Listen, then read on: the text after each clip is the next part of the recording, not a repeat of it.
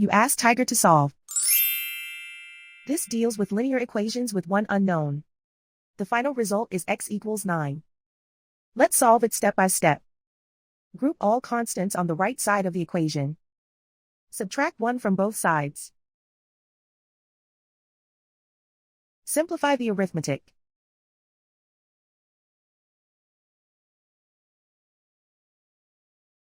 Isolate the x. Divide both sides by 3. Simplify the fraction.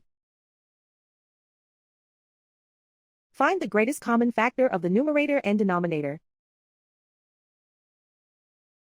Factor out and cancel the greatest common factor. And so the final result is x equals 9.